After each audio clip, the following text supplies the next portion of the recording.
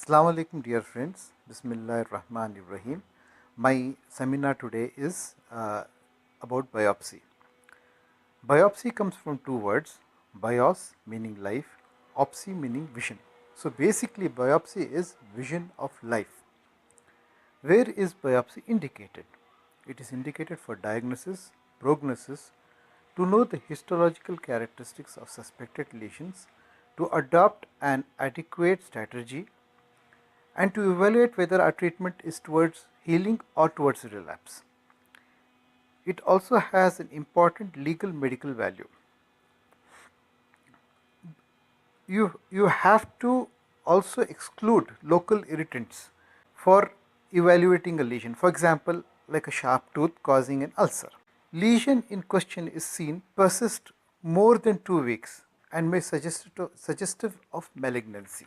To differentiate the types of lesions, and to also if you're having a color change of the oral mucosa like white, red or pigmented, changes in appearance like crackling, proliferation or ulceration of the oral mucous membrane.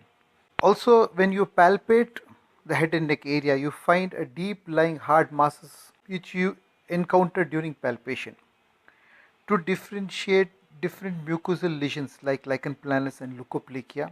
Also for detection of systemic illness requiring histological confirmation in order to establish definitive diagnosis.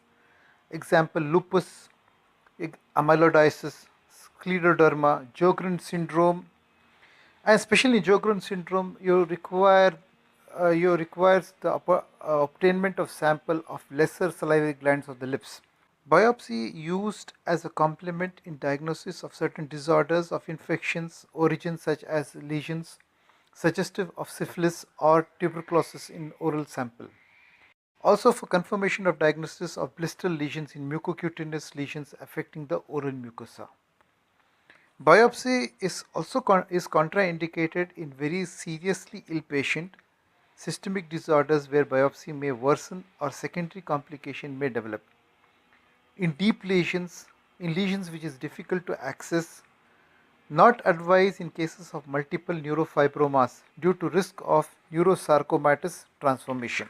Types of biopsy: cytology, fine needle biopsy, incisional biopsy and excisional biopsy. Coming to cytology, you also have brush biopsy.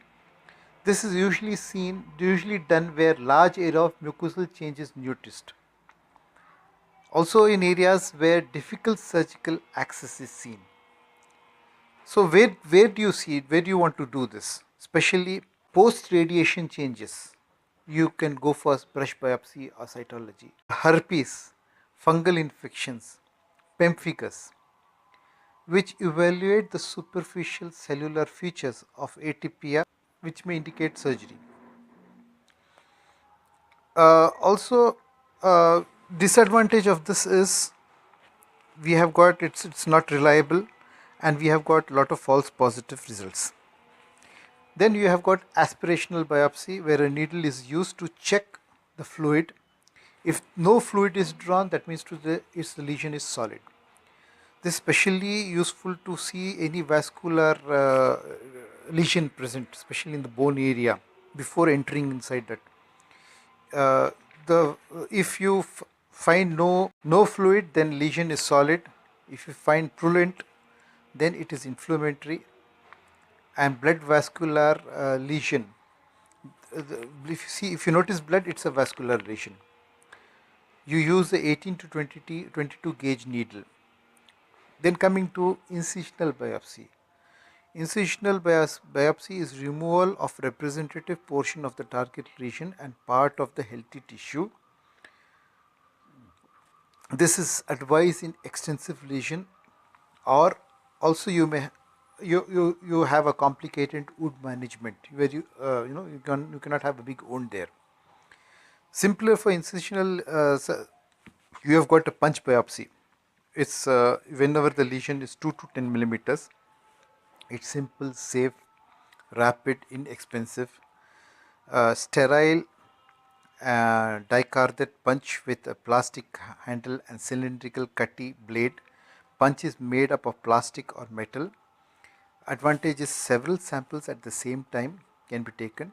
Disadvantage is difficult to obtain adequate representative tissue deeper than the superficial lamina propria. Cannot be used in innervated or highly vascular area. For this, the B forceps was designed by Bermejo. The advantage is good speed with which the lesion can be obtained and also visibility. You also have electroscalpel.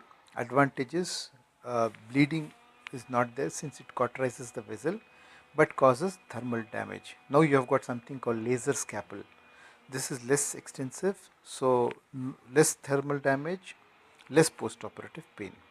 In excisional biopsy, the whole lesion is excised for histopathological examination. The anesthetic preferred is block anesthesia compared to infiltration. Never inject directly into the lesion. And you have digital stabilization, special retractors, and retraction sutures.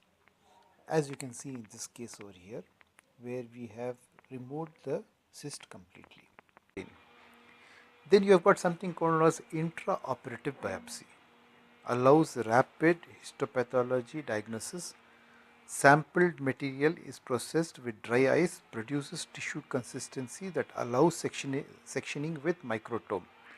Results can be obtained immediately and surgeon can follow pathologist inputs and go ahead with the surgery. So this is done during the procedure itself. Then you have got something called extraoperative biopsy.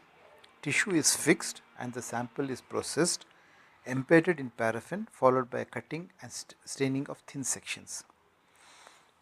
Then immunofluorescence technique is there where the antigen is detected. This is especially useful for pemphigus, erythema multiforme and lichen planus.